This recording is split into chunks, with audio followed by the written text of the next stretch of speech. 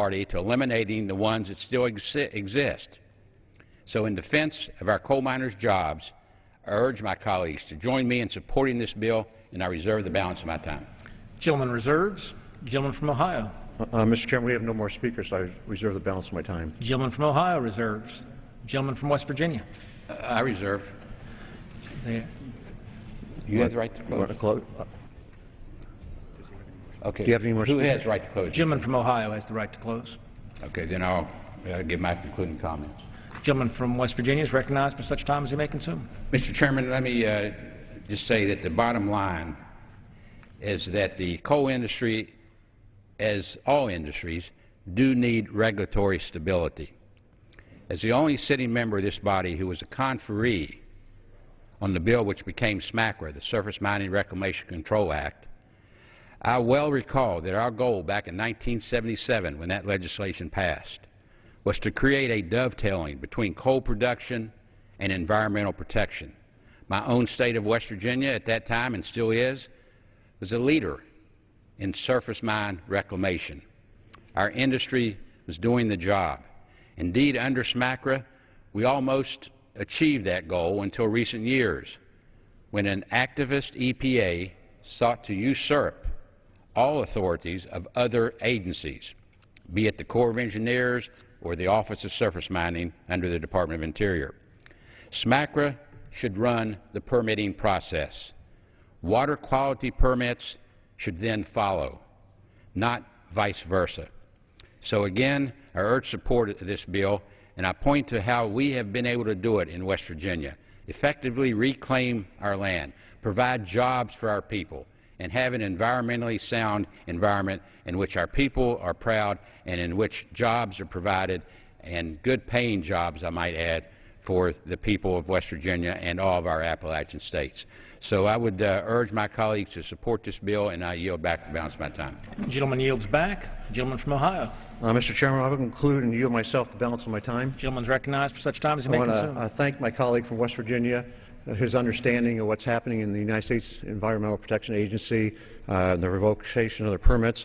And I've been, as a freshman here in Congress, I've been here just not quite 2 years, and I witnessed what I think one of the most egregious things I've ever seen, which I call it un-American.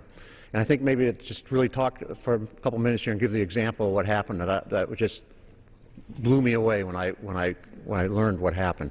But we had an operation in the state where Mr. Rahal represents that went through 10 years of environmental impact study, did everything they did, it went beyond what they needed to do, and in 2007 they were granted their permits. And they started the operation up, the mining operation, and in 2010, when this administration came into power, they revoked their permits. And I was arguing then that they didn't have the authority under the Clean Water Act to revoke a permit 3 years later, especially when there was no due reason, no cause. And we had hearings on this in my committee, and what we discovered that the state of West Virginia EPA did not support those actions, and the Army Corps of Engineers stated that there was no problems at the operation, there was no permit violations. So this is the first time in American history, I believe, that a permit to be in business was revoked when there was no permit violations. Now this sets a very dangerous precedent, because lots of entities, not just in the coal industry, but lots of entities have to have a permit from the government to be in business. And if the government can come in and take your permit for no true cause, real cause, not in violation of the permit, who's going to invest? How are we going to grow this economy? And this is all about jobs and growing the economy. And so this is why it's so important that Title V of this bill needs to be passed. And I want to applaud Mr. Rahal and his support of that, because he understands what the workers in his state are going through. And as we saw this week, all the thousands of layoffs of coal miners, because there is a war on coal, and it's a war on our economy, and it lessens our opportunity and in essence our freedoms. So I urge all members to support this bill, and I yield back the balance of my time. The gentleman yields back. All time for general debate has expired. Pursuant to the rule, the bill shall be considered for amendment under the 5-minute rule. In lieu of the amendment in nature of a substitute recommended by the Committee on Natural Resources printed in the bill, it shall be in order to consider as an original bill for the purpose of amendment under the 5-minute rule an amendment in the nature of the substitute consisting of the text of Rules Committee Print 112-32. That amendment in the nature of a substitute shall be considered as read. No amendment to that amendment in the nature of a substitute shall be in order except those printed in House Report 112-680.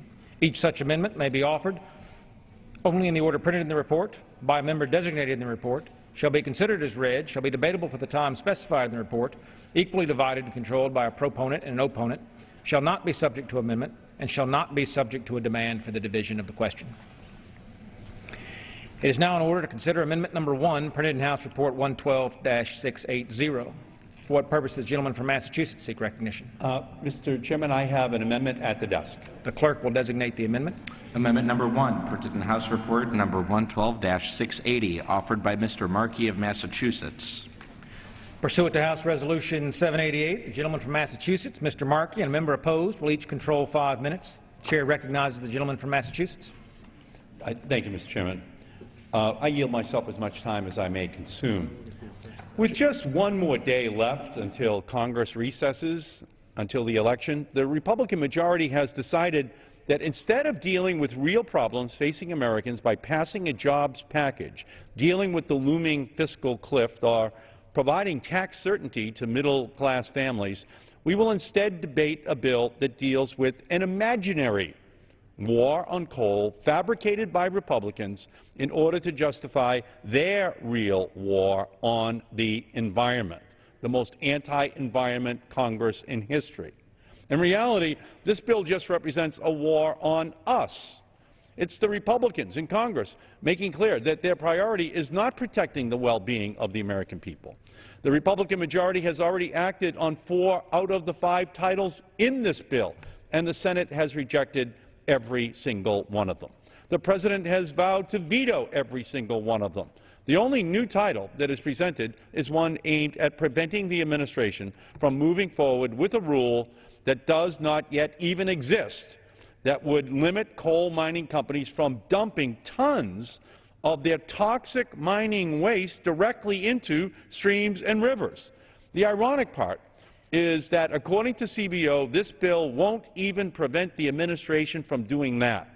But it does prevent the administration from undertaking any action that would ensure that mountaintop mining operations are safe for workers and safe for the health of those who live and work nearby.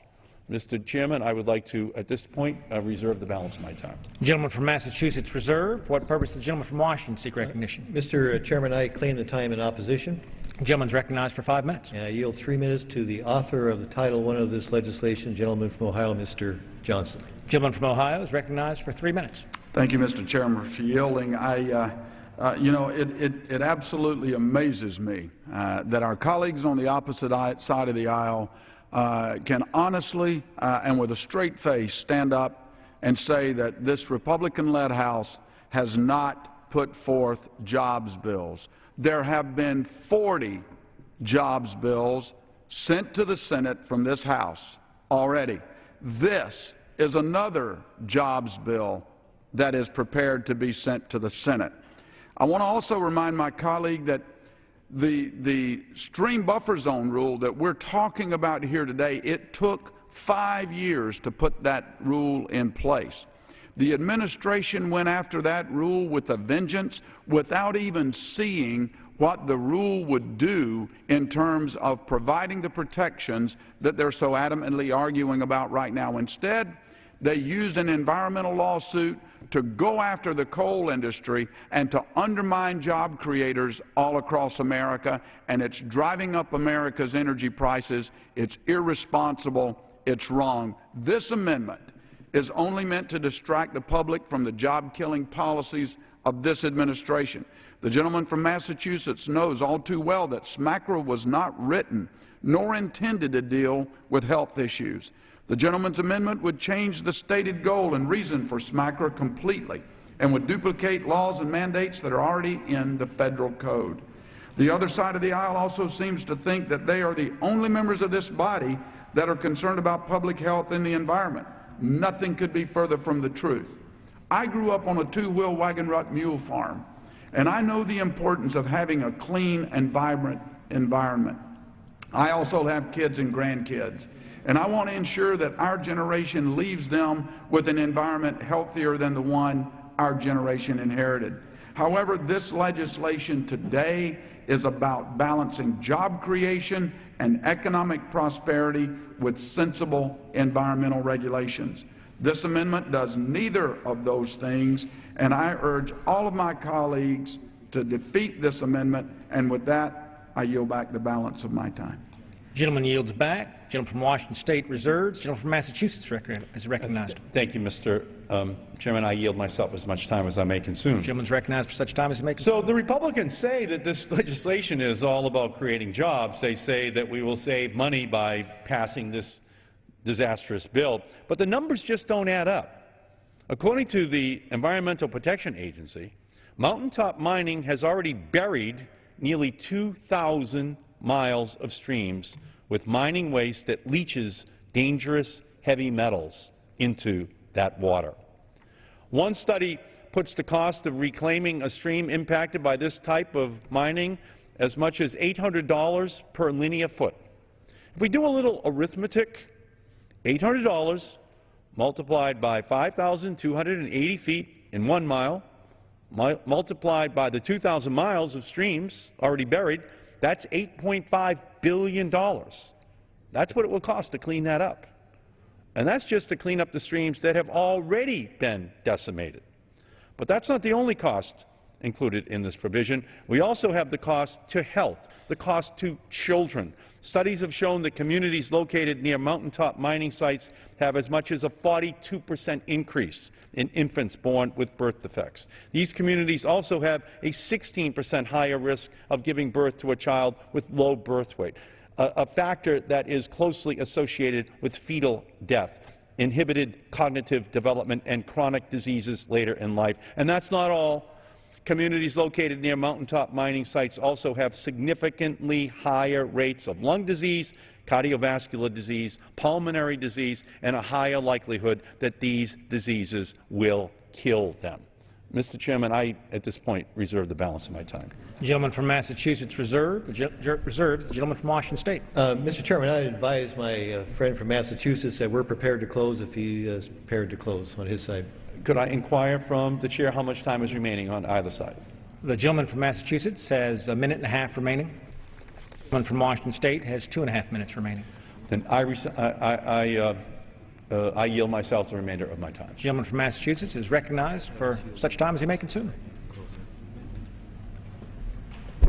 While it is impossible to put a dollar figure completely on the suffering that those families will feel, one study has put the public health burden from premature deaths in the Appalachian communities at $74 billion per year.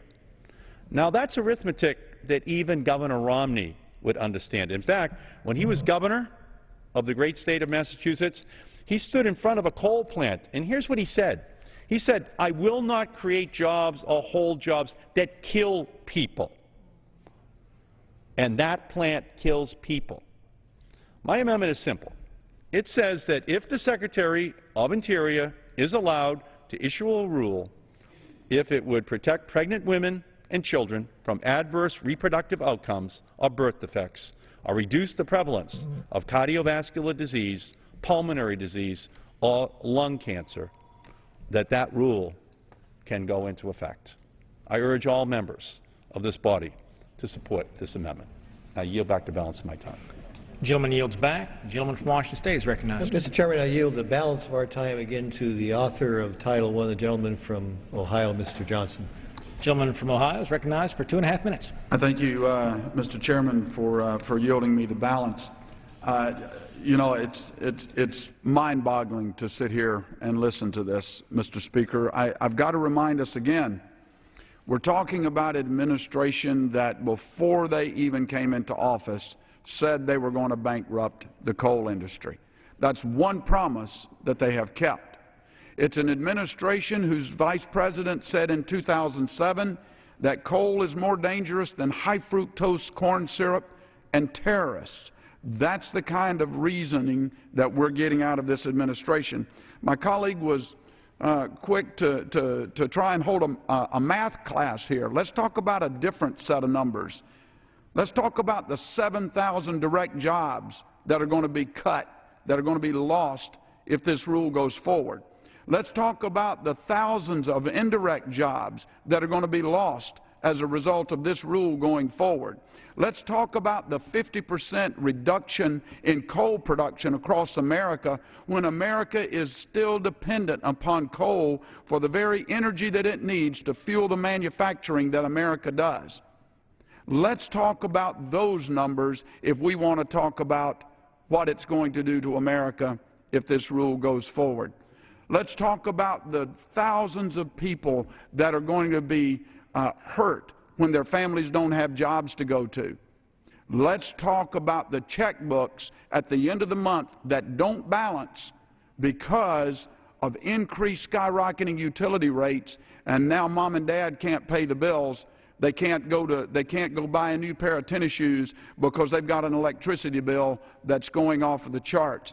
We talk about something that's going to hurt the middle class. This rule is what will hurt the middle class. It's irresponsible. This amendment does nothing to move America forward. I urge my colleagues to oppose this rule or to oppose this amendment, and I yield back the balance. Yield back. Gentleman yields back. Questions on the amendment offered by the gentleman from Massachusetts. All those in favor say aye. Aye. All those opposed say no. The opinion of the chair, the noes have it. The amendment is not agreed to. On that, I request the yeas and nays. Gentleman requests a recorded vote. I request a recorded vote. Pursuant to Clause 6 of Rule 18, further proceedings on the amendment offered by the gentleman from Massachusetts will be postponed. It is now in order to consider Amendment Number 2, printed in House Report 112-680. For what purpose does the gentleman from Indiana seek recognition? I have an amendment at the desk. The clerk will designate the amendment. Amendment number 2, printed in House Report number 112-680, offered by Mr. Bouchon of Indiana. Pursuant to House Resolution 788, the gentleman from Indiana, Mr. Bouchon, and a member opposed will each control 5 minutes. The chair recognizes the gentleman from Indiana. Thank you, Mr. Speaker. Coal provides affordable domestic energy supporting millions of direct and indirect jobs. In my state of Indiana, 90 to 95% of all electrical power comes from coal. This keeps the cost of energy down and attracts millions of jobs to my state through our manufacturing industry. This amendment would require that the Secretary or any other federal official proposing a rule under this Act publish with each rule the scientific studies the Secretary or other officials relied upon in developing the rule. This amendment is simple and will ensure that rules being issued are based on valid scientific studies that can be peer-reviewed and replicated. This amendment should be supported by everyone in this body that values sound science and ensures transparency with the rulemaking process. Federal agencies are promulgating more rules each year that control greater aspects of our personal and professional lives. Often these rules are pages long, instituted with little or no congressional input, and can have a devastating effect on job creation and our economy. It is important for all federal agencies to provide the science and research behind proposed rules to the public.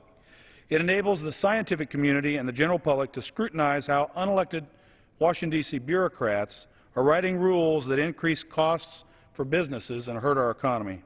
I have personally met with numerous government officials such as those from the Mine Safety and Health Administration, and discuss their rulemaking process. More than once, I have been told that proposed rules related to the coal industry are based on scientific studies and data, most recently the underground coal mine dust regulation. I have asked to see these studies both in private meetings and in committee hearings, and I have never been provided with the scientific data that they say supports the new rules.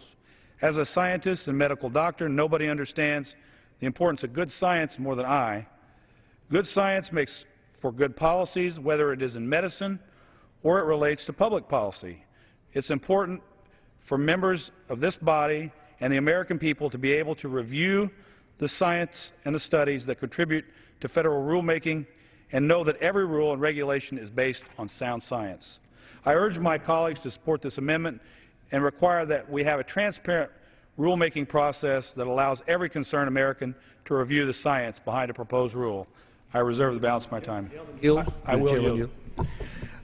I appreciate the gentleman's amendment. I think it adds a great deal to this legislation. Too often we overlook common sense, and that's precisely what the gentleman's amendment does, and I support his amendment, and I yield back to the gentleman.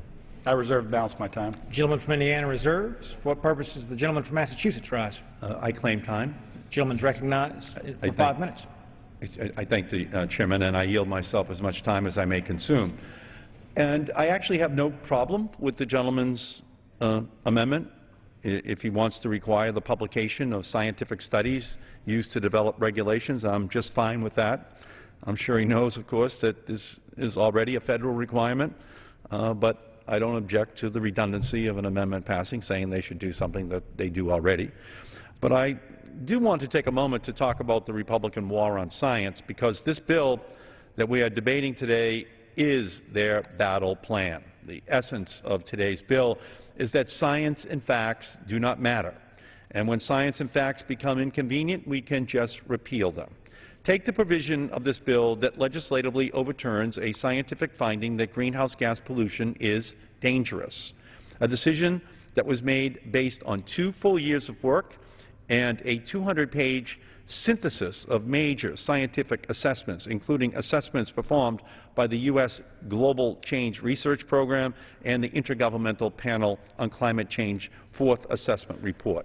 In fact, the U.S. Court of Appeals in Washington recently rejected challenges to EPA's scientific endangerment findings, saying that the EPA used an ocean of evidence to support its decision, that it was unambiguously correct in its determination, and that EPA is not required to reprove the existence of the atom every time it approaches a scientific question.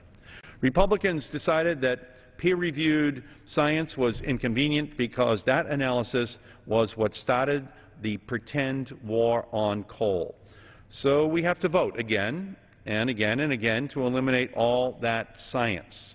And this bill tells EPA to ignore the science that air pollution causes lung disease and that mercury damages children's developing brains. In fact, it tells EPA, don't even look at the science. Look at the costs. If controlling air pollution is expensive, then we shouldn't do it, even if it would save lives. It says no matter what EPA learns about the sludge that comes out of the coal-fired power plants, no matter how high the concentrations of poisonous arsenic, mercury, or chromium, and no matter what EPA learns about how these materials find their way into our drinking water, EPA is not allowed to scientifically determine that material to be hazardous. This bill turns a blind eye to science. The only time Republicans value science is when science can be used as a weapon, when science can be used to delay regulations, when endless analysis can be used to create paralysis. The Republicans suddenly value science. The Republican majority doesn't like that every respected scientific entity over the last decade has concluded that greenhouse gases cause climate change. Their solution, repeal the science.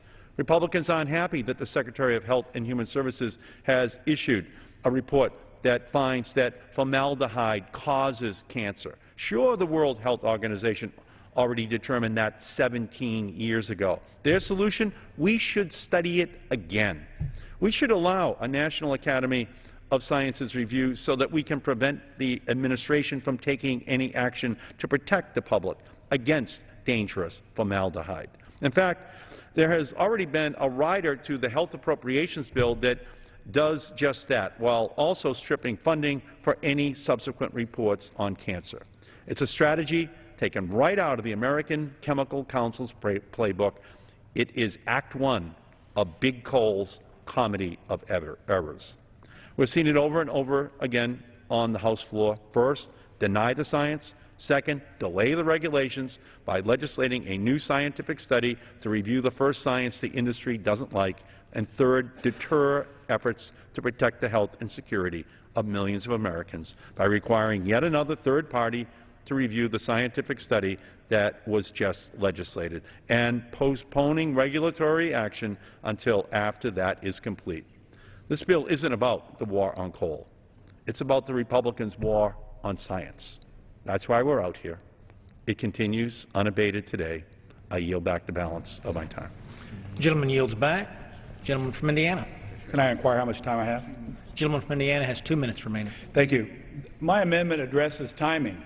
Timing is important when it comes to this issue because the public needs to know, and this Congress needs to know, what the science is before the rule is finalized, not after the rule has already been essentially finalized and public comment period has passed. I've had direct experience with this recently with the coal dust regulation. After the rule was essentially finalized, I asked for the data myself and was denied the data, claiming that it would be HIPAA violations if they released scientific data on black lung disease, for example, that this coal dust regulation was based on, which is not true. I'm a physician, and there are scientific studies released every day in journals across America that show x-rays and other things of patients without names on them, and they don't violate HIPAA regulations. So I think it's very important. The timing of this is important because after the rule is already finalized, even if you see the science, it makes it very difficult to overturn the rule, and there's no opportunity, or the opportunity has passed, for peer review and congressional review of the science behind a proposed rule. I reserve balance of my time. I yield back. The gentleman yields back. The question is on the amendment offered by the gentleman from Indiana. All those in favor say aye. All those opposed say no. In the opinion of the chair, the ayes have it. The amendment is agreed to.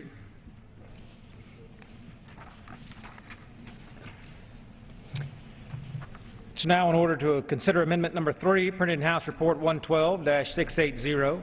For what purpose does the gentleman from California seek recognition? Mr. Chairman, I have an amendment at the desk. The clerk will designate the amendment. Amendment number 3, printed in House Report number 112-680, offered by Mr. Waxman of California.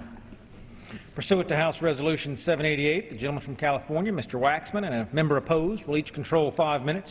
The chair recognizes the gentleman from California. Mr. Chairman, this bill is 80 pages of one reckless assault after another on public health and environmental protections.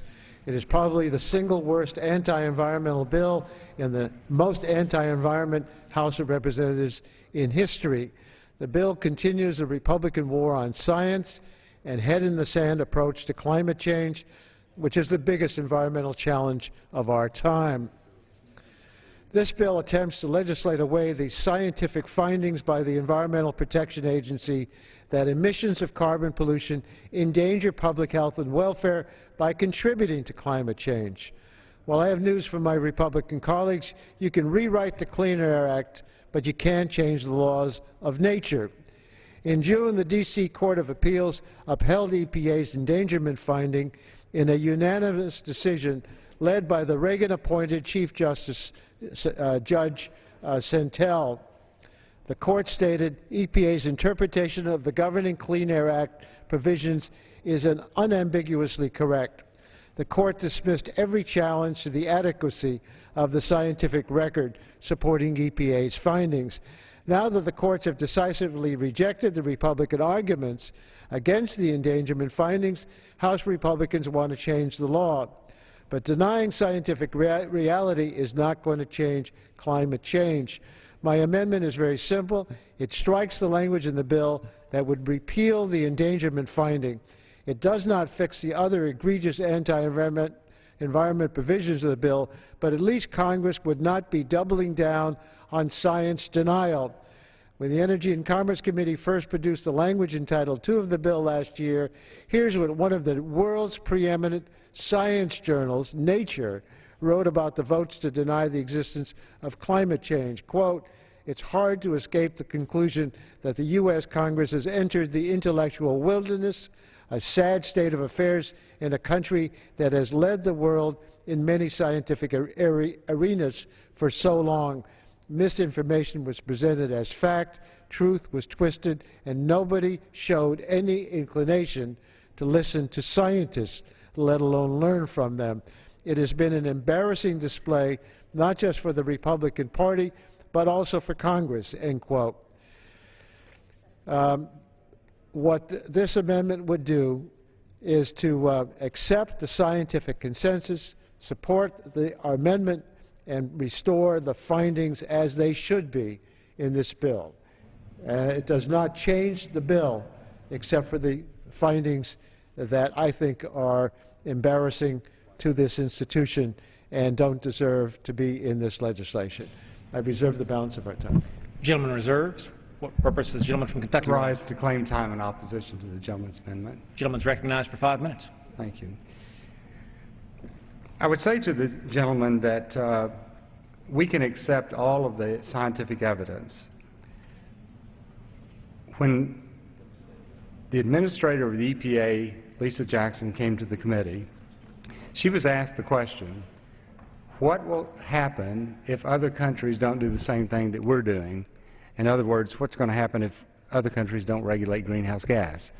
And she said the benefits for Americans will be very small, if anything, if that happens. EPA even conceded in its own analysis of its automobile regulations, which it estimates will reduce the Earth's future temperature by 1/100th of a degree in 90 years. So let's just do a balancing act here.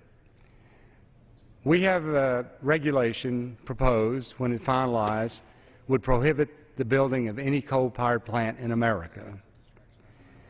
And the administrator of EPA says that the regulation would be ineffective unless other countries joined in. So I would respectfully request the defeat of the gentleman's amendment, and I'd reserve the balance of my time. Gentleman reserves. Gentleman from California. Mr. Chairman and my colleagues, I ask for support for this amendment. Let's not have the House of Representatives take a position on a bill by upholding findings that are inaccurate, go against the scientific consensus, and put our heads in the sand about the whole problem of climate change. I know that many of the people that don't want to deal with climate change are going to be coming to us, asking us to bail out their farmers for the crop losses. We're going to have people coming in asking those of us from all other parts of the country to help pay for the other climate disasters.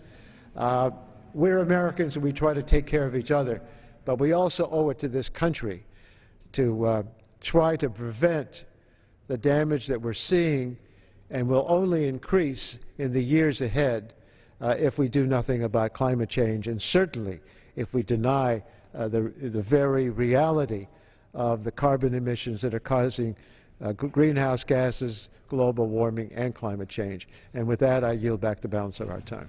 Gentleman yields back. Gentleman from Kentucky is recognized. I've already stated my reasons to oppose the amendment, and I would urge everyone to vote in opposition to the gentleman's amendment. I yield back the balance of my time. Gentleman yields back. The question is on the amendment offered by the gentleman from California. All those in favor say aye. Aye. All those opposed say no. No. In the opinion of the chair, the noes have it. Mr. Chairman, on that I request a roll call vote. A roll call vote is requested. Pursuant to Clause 6 of Rule 18, further proceedings on the amendment offered by the gentleman from California will be postponed.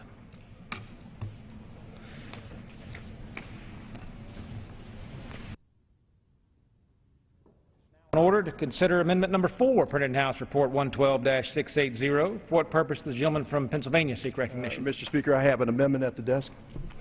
The clerk will designate the amendment. Amendment Number 4, printed in House Report Number 112-680, offered by Mr. Kelly of Pennsylvania. Pursuant to House Resolution 788, the gentleman from Pennsylvania, Mr. Kelly, and a member opposed will each control 5 minutes. The chair recognizes the gentleman from Pennsylvania. Mr. Chairman, I would like to yield 2 minutes to my friend from Texas. The gentleman from Texas is recognized for 2 minutes. I thank the gentleman for yielding. This amendment will require the Secretary of Transportation to submit a report to Congress estimating, 1, the number of jobs lost from the rule, 2, the fatalities and injuries caused by the rule, 3, the cost to the economy caused by the rule, and it prohibits the Department of Transportation from consulting with the EPA or the California Air Resources Board to complete the project. What we really have here is a situation of executive overreach. We've seen a lot from the Obama administration along those lines. He's told us when Congress doesn't act, he will. Well, the EPA has never been involved in fuel standards for the industry. This has been the job that the Congress authorized the Department of Transportation to do through the CAFE standards, Corporate Average Fuel Economy Standards, not the EPA. And California has state standards that they have established, but that doesn't make them the sole authority on the right standards. What this rule will do will raise the average cost of a car by $3,000. It will cost 160,000 jobs by the Department of Transportation's own flawed analysis. It will cost industry and consumers $210 billion, the most expensive rule ever for the automobile industry. This rule will price 7 million Americans out of the new car market. It will end the cars that are priced under $15,000. It will reduce vehicle safety, mainly by reducing the weight and producing lighter vehicles, which are more susceptible to fatal collisions. And finally, and most importantly to the state of Texas, this will reduce access to pickup trucks and other work vehicles, which we are abundant with in our state. This is overreached by the government, and I yield back the balance of my time. Gentleman yields back. Gentleman from Pennsylvania reserves. For what purpose does the gentleman from Massachusetts rise? I rise in opposition, and I yield myself as much time as Gentleman's recognized for 5 minutes. Thank you. Mr. Chairman, there's a tremendous revolution going on in the United States right now that the Kelly Amendment would cut right to the heart of. Between 2017 and 2025, as fuel economy standards in America rise to 54.5 miles per gallon, just because of those additional 8 years of higher fuel economy standards, we would back 2 million additional barrels of oil per day out of the United States. So how much is that? Well, let me just give you an idea. As there is conversation about whether or not there might be a war with Iran. Well, the United States imports 1.8 million barrels of oil per day out of the Persian Gulf, 1.8 million barrels a day. This amendment would kill the efforts which the auto industry has accepted to back out 2 million barrels of oil per day by increasing the fuel economy standards between 2017 and 2025. So this is one of the most anti-national security amendments that we could ever have out here on the House floor.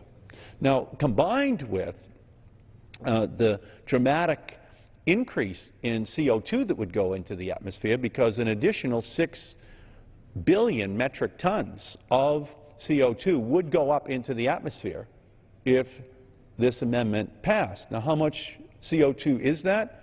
That's as much CO2 as the entire United States emitted in the year 2010 in our country. So if you look at these two issues in combination, you look at the fact that the auto workers endorse the increase in fuel economy standards, the auto industry endorses the increase in fuel economy standards. It's not unlike this myth that's been created that it's anything other than the marketplace that is the problem that the coal industry is principally having, with natural gas coming as a substitute that across the country in the petrochemical industry and the utility industry and consumers choosing it for home heating rather than oil. Well, the same thing is happening here. Where's the problem? Who wants this change? You know, the auto industry doesn't want it. The auto workers don't want it. Clearly, it's a huge national security issue. And the auto industry enjoyed last year and is repeating this year record sales as their fuel economy standards go up. So I would just say that if you care about national security, you really don't want to change the law tonight that backs out 2 million barrels of oil per day, that the industry that is living under the regulation supports. That makes no sense at all, as we're getting briefed in secret this afternoon about al-Qaeda all across the Middle East, all across North Africa. Why would we do this? I reserve the balance of my time. Gentleman reserves. Gentleman from Pennsylvania. Thank you, Mr. Speaker. This is a subject I I know a little bit about because my family's actually been in the business since 1953. I find it unique that really just inside the Beltway we're able to pick and choose winners and losers, and we're able to tell people, you know what, you're not able to drive what you want to drive, and you're not able to use the source of energy that you want to use, and you know why? Because we know better. And I'll tell you what, the track record here doesn't show me that you really know better. A $16 trillion business in the red, and it continues to be? I look at the president, I think he's got a war on wheels.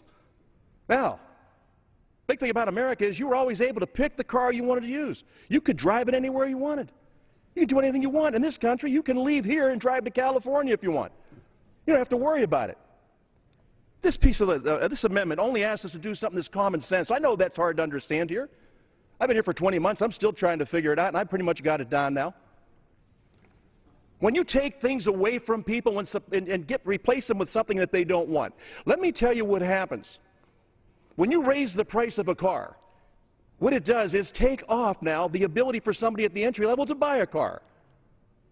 Now, the unintended consequences in this town are absolutely astounding. We talk about the loss of jobs. We talk about the loss of jobs, not just the people who build the cars, but how about the people who make the tires? How about all the different elements that go into a car, all the different things that go into a car? We have a direct effect on these people being successful. You have to get these cars lighter, so when you make them lighter, what do? There's a safety impact there. The losses that we continue to put on our job creators is staggering here. And I think the reason why is because most of the people here have never been a job creator. They've been debt creators. They love coming up with legislation that the average American couldn't begin to figure out. They scratch their head and they raise their shoulders and say, how is this happening? And I say it's happening by irresponsible legislation. Or, if we can't legislate it, let's just regulate it. We understand what CAFE is all about. I was there when it first started. I understand. It was about dependence on foreign oil. So the administration says, you know what, though? If you do this 54.5 miles per gallon, you know what? You'll save $8,000 in fuel. Now, what they don't tell you is you have to drive 224,000 miles to reach that, but that's just a little detail. Why would we even worry about the details? And we know so well what we're doing here. My goodness, it's evident. Now, there is a war on wheels. There's a war on fossil fuels. There's a war on just about everything here that would help a job creator create a job. And then we tell these people, look, we want you in here with both feet. We want you in the game. And all I say to these folks is, you know what? You need to get some skin in the game, too. I want to see your noses bloody a little bit when you come out with these ridiculous regulations. And I'll tell you what, as a job creator, I'm tired of being waterboarded by our own government. I'm tired of being told that you're going to have to meet these standards. How did you come up with those standards? Oh, we got some fuzzy science that we'll bring in. Now, we just close with this. We can continue this silliness, or we can get America back to work. My suggestion is get America back to work. The gentleman from Massachusetts is recognized. Could I inquire from the chair how much time I have remaining? The gentleman has 2 minutes remaining. I thank the chairman. Let me just say this again. Don't quote me. I'm going to give you Dan Akerson, the CEO of General Motors. This is what he said about the standards that this amendment would repeal here tonight. Not only would it end our ability to back out 2 million barrels a day that we would import from the Persian Gulf, but the CEO of General Motors said that these standards were, quote, a win for American manufacturers. You hear what I'm saying?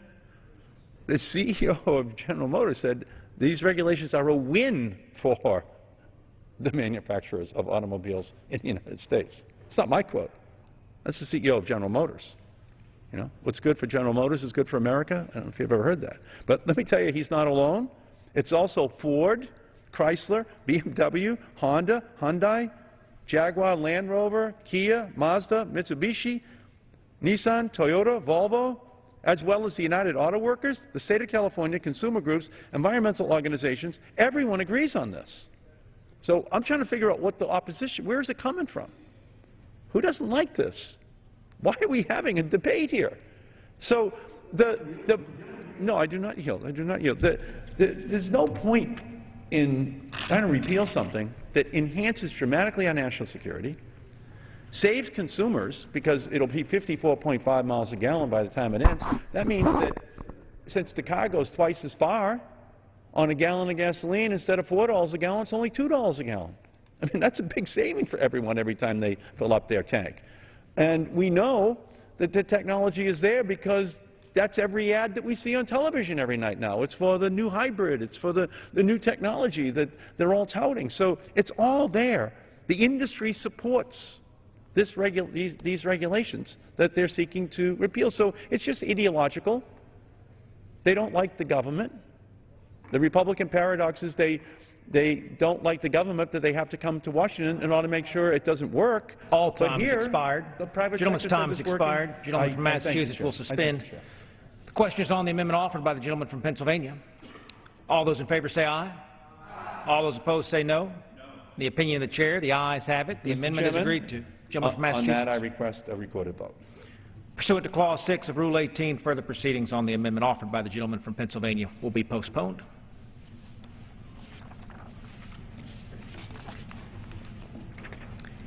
It's now in order to consider Amendment Number 5, printed in House Report 112-680. For what purpose does the gentleman from Massachusetts seek recognition? Mr. Chairman, I have an amendment at the desk, number 5. The clerk will designate the amendment. Amendment Number 5, printed in House Report Number 112-680, offered by Mr. Markey of Massachusetts. Pursuant to House Resolution 788, the gentleman from Massachusetts, Mr. Markey, and a member opposed will each control 5 minutes. The chair recognizes the gentleman from Massachusetts. I thank you, Mr. Chairman. My amendment is very simple. If you want to keep America on its current path towards North American energy independence by 2020, then let us ensure that EPA uses the authority to reduce demand for oil that this bill rescinds. In 1985, after the first ever fuel economy standards mandated by Congress were implemented, we imported only a quarter of our oil. But after the Republicans and the auto industry spent decades blocking further standards from being set, the number skyrocketed to a staggering 57% of our oil being imported on the day George Bush in 2009 walked out of the White House. We were importing 57% of our oil. And remember, we put 70% of all the oil we consume in our country into gasoline tanks. Well, 57% is a lot to be dependent upon foreign oil, especially at this perilous time in our nation's history. Paid for with money that supports Iran's nuclear program, roadside bombs in Iraq, rockets for Hezbollah and Hamas, and hate-filled Wahhabi teachings in Saudi Arabia. We broke that destructive cycle when the Democrats passed, and to his credit, President Bush signed the 2007 energy bill that included the energy that I co-authored to require new fuel economy standards to be set. President Obama accelerated their implementation and used the Clean Air Act to require additional reductions in demand for oil, and we are now back down to importing only 45% of our oil. Got that arithmetic?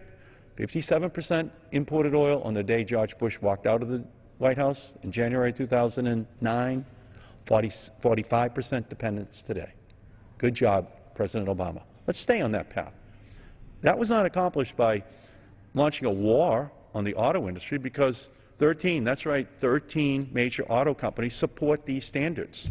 The unions support the standards, environmental organizations. By repealing these standards, Republicans have launched a war against every single resident of this country whose hard-earned paychecks get poured into their gas tanks and have to pay for the defense budget to have all of that protection over in the Middle East to ensure that that oil from that dangerous part of the world comes into our country. And let's be very clear, if the Obama administration is allowed to continue with all of its energy policies, we will be 95 to 99% North American energy independent by the year 2020. That is something we should not get off the path for. I'm going to, at this point, reserve the balance of my time. Reserves? Any member seek time in opposition? For what purpose does the gentleman from Kentucky rise?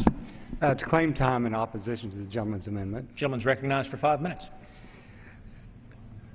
I stand in opposition to the gentleman's amendment very simply because we know that the Clean Air Act, under the greenhouse gas regulations as proposed by EPA, it will be impossible to build a new coal-powered plant in America. And because of that, we're going to lose a lot of jobs in this country. We're going to reduce the demand. Mr. Speaker, if I could hold just 1 minute. I've got a little bit of a... At this time, I would like to yield the balance of my time to Mr. Kelly of Pennsylvania. Is recognized. Thank you, gentlemen. You know, it's intriguing, and again, I've actually not just talked the talk, I've walked the walk. And I'm always fascinated by these facts and figures that we throw around, and we talk about all the things that we're doing, and we talk about General Motors. But see, the General Motors that I understand, the General Motors that my father started with in 1936 as a parts picker, was not the same General Motors that told me in 2009 I could no longer be a dealer. Because it wasn't the same General Motors. You see, General Motors kind of went by the wayside, and a new General Motors came into view. And as we talk about all these folks that fell in line with what the administration wanted, well, of course they did. Who did they owe all the money to? Who got bailed out in this great auto bailout? Who are the people whose jobs were saved? Who were the people whose pensions were made full, and who was left hanging? So I know we can talk about all these wonderful things that happened, and these are flights of fancy. This gets to be a little bit silly to me. When the company that agreed to these new standards was beholden to the people who put them forward. It wasn't good enough that we already had standards on the book. No, no, no, no, no. 32.5 miles a gallon aren't enough. We've got to get to 54.5 miles a gallon. Why is that? Because that's what we want. We've got to get California involved. We've got to get the EPA involved. We've got to get everybody else involved. I go back to day one when it was a CAFE standard. And the idea was to get away from dependence on foreign oil. Now look, we can talk about this and we can pretend that these things didn't happen. We can pretend that General Motors went bankrupt, and the idea was taking money from the government was to keep General Motors from going bankrupt. Amazingly, they went bankrupt. And isn't it something that a company the size of General Motors could emerge from bankruptcy in 11 days? My gosh, that's fantastic. Now, not only did they emerge, but you know what they were able to keep? They were able to carry forward tax losses. That usually doesn't happen in normal bankruptcy, but we can game that a little bit. And so when we talk to these other manufacturers and we say, you know what, we'll give you a carrot here, but we also got a little stick that goes with it. Yeah, they went along with it, but look who went along with it. The board of directors was not elected by shareholders, it was appointed by the administration. Now, these flights of fancy are a little bit funny inside here, but for a guy that actually walked that walk and had a dealership taken away from him, not because I couldn't run it, but because the administration decided under the new General Motors that I wasn't going to be a dealer anymore. That's hard to take after 50. My dad started in 53. Worked very hard to get there. We actually did build it. I mean, we physically built it ourselves. And now to be told that, well, you know what, we've made a decision you're not going to. Now, this energy stuff gets a little bit weird to me, and I know the President likes to take credit for all the things that the Bush administration did. The fact of the matter is permitting's been stopped. And what I would encourage all members to do is go out in the field.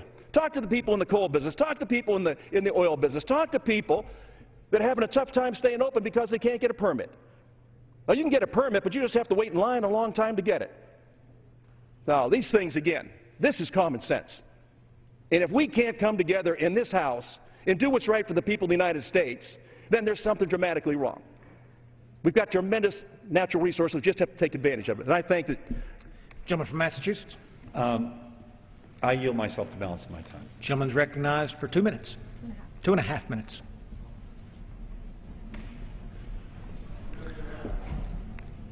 Again, let me make this very clear. The increase in the fuel economy standards that we're debating here were the fuel economy standards that George W. Bush signed into law in December of 2007. That was George W. Bush. The fuel economy standards that we're talking about here tonight are supported by General Motors and Ford, all the major 13 auto manufacturers in the United States. The standards that we're talking about that the Republicans want to repeal are supported by the United Auto Workers and by all the major environmental groups.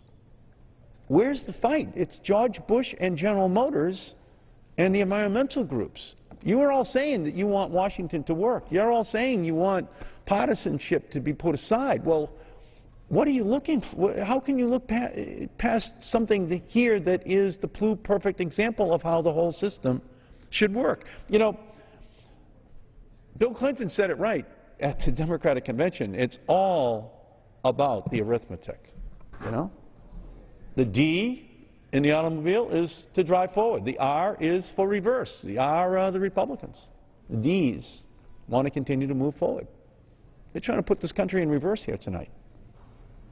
Reverse a consensus that was established when George Bush was president, that we had to do something about imported oil. And this is the act that we all agreed that we had to take.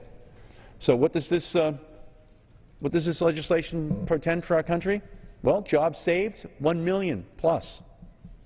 Gas pump savings, double the gas mileage, means the consumer's costs are cut in half, no matter where they drive, in these new, more efficient vehicles. And energy independence. When it's all said and done, it's 3.1 million barrels of oil per day, and we can tell the Middle East we don't need their oil any more than we need their sand. I'm missing something in this debate. I still haven't heard why you would want to repeal something that helps our country on so many fronts, and at the same time reduces by 6 billion metric tons the amount of CO2 that goes into the atmosphere that is dangerously warming our planet. While America is going to sell 14 million new vehicles this year, the most since 2007, since the recession started, under this new law. So I urge adoption of the Markey Amendment so that we can back out that oil from our country. Questions on the amendment offered by the gentleman from Massachusetts? All those in favor will say aye. All those opposed will say no. The opinion of the chair, the ayes have it. The amendment is agreed to. Thank you. Gentleman from Maryland? Ask for a recorded Gentleman asked for a recorded vote. May I inquire? I do not think that that objection was, in fact, made in a timely fashion, Mr. Chairman. The gentleman from Michigan was on his feet. Recorded votes requested pursuant to Clause 6 of Rule 18. Further proceedings on the amendment offered by the gentleman from Massachusetts will be postponed.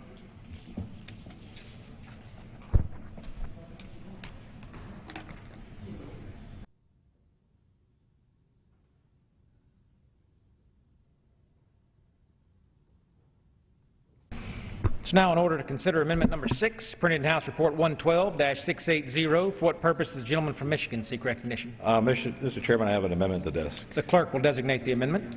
Amendment Number 6, printed in House Report Number 112-680, offered by Mr. Benishek of Michigan.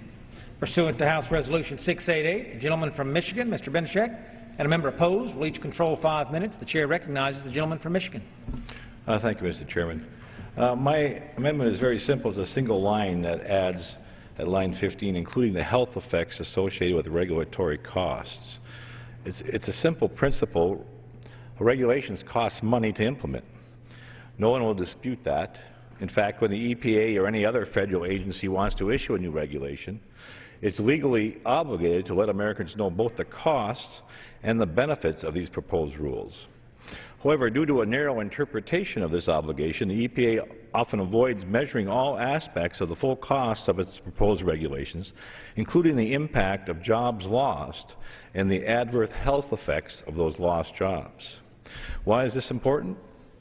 I'm a doctor, and there's near universal agreement among doctors, scientists, and statisticians that joblessness and higher energy prices result in negative health outcomes, including suicide, respiratory illness, and a much higher likelihood of early death. Despite this, the EPA never admitted that there is a simple negative health effect resulting from its heavy-handed air quality regulations. Dr. Harvey Brenner of the University of North Texas has found that a substantial reduction in coal-powered electricity could cause between 170,000 and 300,000 premature deaths. A 2011 study by the Stony Brook University found that the risk of premature death was 63% higher for people who experienced an extended period of unemployment. According to a 2012 report by the American Legislative Exchange Council, Michigan will rank as the 5th worst state impacted by the EPA's most recent onslaught. Total job losses in the state could reach almost 15,000. To make matters worse, while unemployment is decreasing, electricity rates would be increasing potentially by as much as 30%. Not only would EPA regulations be responsible for Michigan residents losing their jobs and paying more for electricity, it's estimated the state could lose $1.9 billion in manufacturing output by 2015, as well as suffer a loss of $1.7 billion in state and local government revenue. Let's talk a little bit more about the families in Michigan. We know that the 54% of Michigan families that earn $50,000 or less a year currently spend 23% of their after-tax income on energy, and that Michigan families earning $10,000 a year or less devote 85% of their income to energy. As for jobs, a recent study on the economic impact of lakes seaway shipping found that waterborne commerce sustains almost 27,000 jobs in Michigan. In 2008, over 16 million tons of coal were delivered to Michigan ports, most via the Sioux Locks in my district. And although the amount of mercury emitted from U.S. power plants has been cut in half since 2005, the Obama administration continues to insist on implementing harsh new regulations that will not only increase energy prices, but they will have marginal benefits. For example, the EPA already admits that virtually all, more than 99% of the claimed benefits of the utility MAC rule will come from reductions in particulate matter that is already regulated under separate regulations. Families in my district simply can't afford these burdensome regulations, and they deserve an administration that will be truthful about the real economic and health impact of any regulations they propose. I urge members to support my amendment, which again is simple. The underlying bill creates an interagency committee to assess the cumulative impacts of current and pending environmental regulations. My amendment would simply require this committee to evaluate the health effects associated with the regulatory costs. Like everyone, I want clean air and water. I grew up on the Great Lakes. I believe those of us who call Michigan, northern Michigan home are blessed to live near 3 of the 5 Great Lakes. Anyone who visits our area is able to enjoy the clear blue waters of our vast lakes that stretch from horizon to horizon. I will never vote for a bill that would endanger such a national treasure. My friends across the aisle will make all kinds of claims, but the truth is this bill does not affect the authority under the Clean Air Act to regulate mercury and other hazardous air pollutants, but rather will help ensure that those regulations are cost-effective and use improved processes.